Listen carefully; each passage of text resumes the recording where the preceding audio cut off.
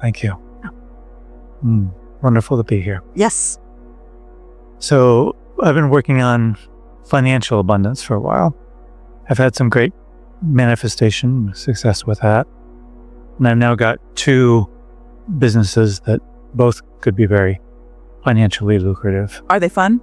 One more than another, and that's what I'm trying to figure out. More will come from the fun one. Yeah, that's what I'm feeling. In other words, you don't need to give up one for the other. But if one isn't fun, it's messing with the other. Yeah. The one that's more fun is one that pretty much came to me and others are involved, and it kind of hits all the buttons of things that I'm interested in and excited about. And the other one is something that I've tried a few times and have had challenges with. And So you've got resistance in it, which is keeping it from being fun. So make it fun or let it go. It's good advice. Yeah.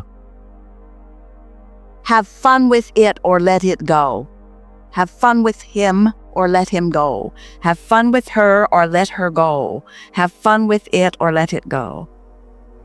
Meaning, person, place, thing, idea, whatever it is. Have fun with it or let it go. As long as you're having fun with it, then the momentum is positive and it will get better and better. If you're not having a good time with it, then it's evoking effort from you. And then the effort just makes you tired and keeps you from having fun. Yeah.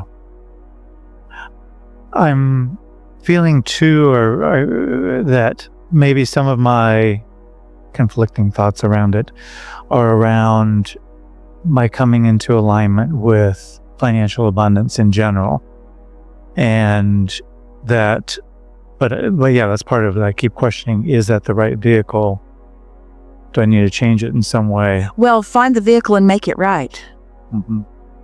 You're not in a unfun way looking around for the right vehicle, and when you find it, you feel fun. You get fun, find a vehicle, and your fun makes it right. Mm-hmm. Yeah. Source energy can flow toward anything, and when source energy flows, this is what happens when source energy flows to something through you. It expands, it becomes more interesting, it gathers more cooperative components, it gathers momentum, it becomes more. That's just what happens with your focus. And so if something's already got your focus pinched off because you already have beliefs about it that aren't letting it flow, then sometimes it's just easier to let it go and give your attention to something else. We can tell that we're having a pretty strong conversation about effort versus trusting, about letting it be rather than making it be. And it's also a strong conversation or evidence of a belief. It's sort of like pushing the noodle. It's the difference between allowing it to unfold and trying to make it unfold. And there's a belief within you, it's within a lot of people, that says, my attention to it and my effort factor are what are going to make this go.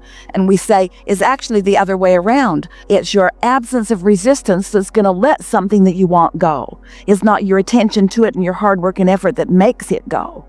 And people don't get that because there is a certain action factor that does make the difference. In other words, you could line people up with something to move from one place to another, and a strong person could pick it up and move it faster than a weaker person. Someone more determined is going to move that physical thing further. But that's not the game you play in. You're playing in a game of higher stakes with faster currents and energies and bigger repercussions and bigger results than just moving something from one place to another.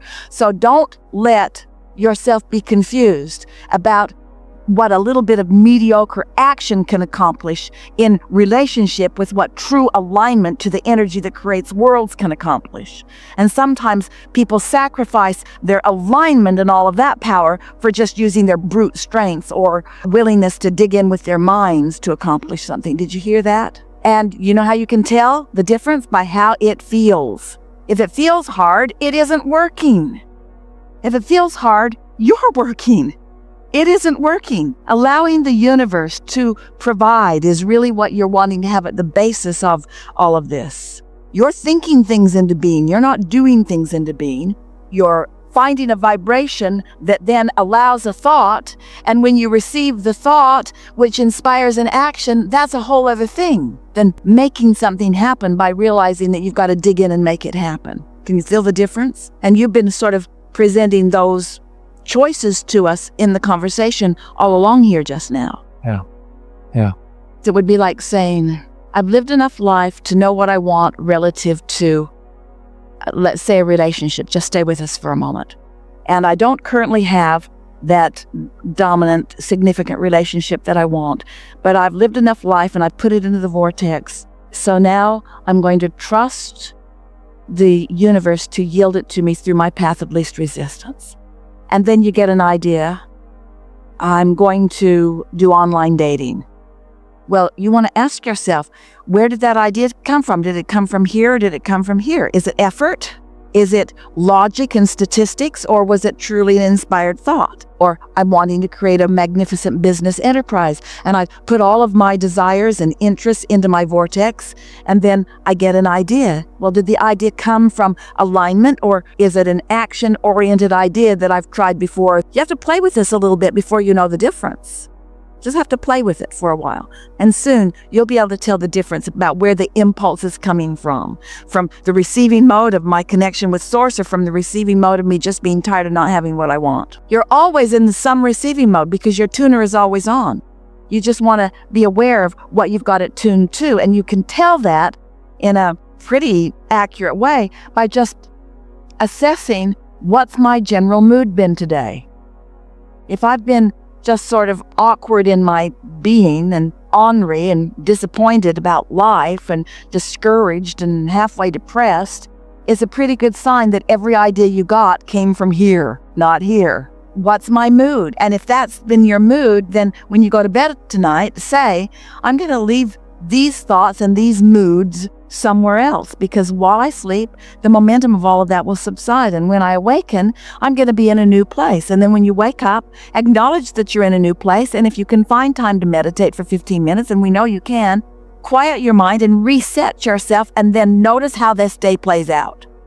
We've been talking about meditation with you all a lot today, and we know that these are only words to you until you've actually quieted your mind and gotten to that place where you are actually feeling detached from your body, and where you can actually feel yourself feeling different than you have felt in terms of consciousness, and where you're detached enough that you really can't tell your toe from your nose. In other words, you can feel that you're in that different space, and then an idea occurs to you and feels good when it occurs, and then produces really good experience as you follow through with it. Until you've actually had that experience, then you don't know what we're talking about here. You haven't personally and consciously accessed the energy that creates worlds for your personal creation. And so Esther's been noticing there are a couple of people in her life that she really likes a lot and thinks a lot about, and they are often presenting to her a conundrum that they can't quite work through. And she's been wanting so much for them to discover the magic and the clarity and the power of meditation, but they just don't quite go there. They just don't quite go there. Someone gave her a really good analogy the other day. It's like getting in your car to go somewhere and refusing to bring your keys.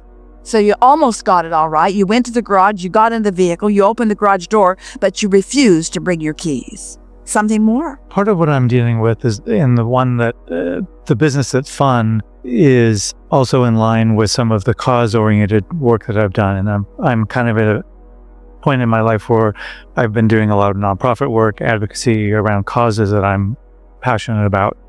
And now I'm moving into something that includes more financial abundance.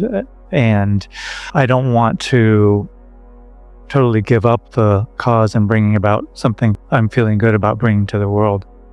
And so the fun one, checks all those boxes as well. The other one checks some of them. It's definitely bringing some good, but it's not anything momentous. So what you're saying to us is, I have a lot of thoughts about this one, and I'm not willing to give up all of these thoughts that I've had about this one, but I want it to respond differently to me, even though I'm pretty much thinking the same thoughts that I've always thought about it. So I'd like it to be different than it has been being, even though I want to think about it in the same way that I've been thinking about it. Yeah. And you just can't get there from there. But there is something that we want to give to you that we think might free you from this sort of mismatch of thoughts. Often, because you are born from this pure positive energy, knowing your value and wanting to get in, mix it up, and uplift. When you come into your physical bodies, you are such collective consciousness coming in that you have, hear this, it will help you so much. You have a very personal relationship with so many other humans because you are this collective energy coming into so many bodies. Does that make sense to you? And because you are this collective energy coming into so many bodies, you then, in a sense, have a stake about how they do. You care about how they do. You've all come together and you've all come to play together and you all want joyous co-creation together. And that translates into our message to you when we say you are an uplifter to the very core of your being, which means you care about getting yourself into a place where you can be of value to others, and they feel the same way about you too. So as you come into your physical bodies, it is natural for you to want to uplift. It is natural for you to want to make a difference. The message that we keep bringing to you over and over again is that you make the difference by reconnecting to this same energy, not by getting all mixed up in the variety of wants and needs that surround you. And so what happens as groups of people like you gather who are consciously aware that you are teachers to the core of your being. You call yourself healers and teachers and uplifters. In other words, these are the labels that you give to yourself. You come, you don't mean to, it's just sort of a natural byproduct of this mindset that you gather up. You come into an attitude of service. You want to be of service to others. And we want you to understand why there are cross currents in that attitude of service, because I've come to serve others. What's the basis of it is, I'm going to find my connection and I'm going to do for you what you haven't figured out how to do for yourself, which sort of flies in the face of your actual intent to come together and be uplifters. Can you feel the cross current in that? We could write 15 or 20 books. We could do it all today, in fact, about what service is and why it usually doesn't work for the one who is serving or for the one who is being served. Because when you say to someone, I do this for you because I see you can't do it for yourself, it's kind of like, thanks a lot, but I'll take it anyway. You know how we were just talking about how the birds will come as non-physical messengers. And often after someone that you love makes their departure or reemerges into non-physical and you feel that they are gone to you. And often their non-physical beingness will engage a bird or some other nice available critter to bring a message to you. And when you see that bird or that whatever it is just come and look right at you, you for a moment know that that was a message that came from your dearly departed. Sometimes you know that. It happens all the time.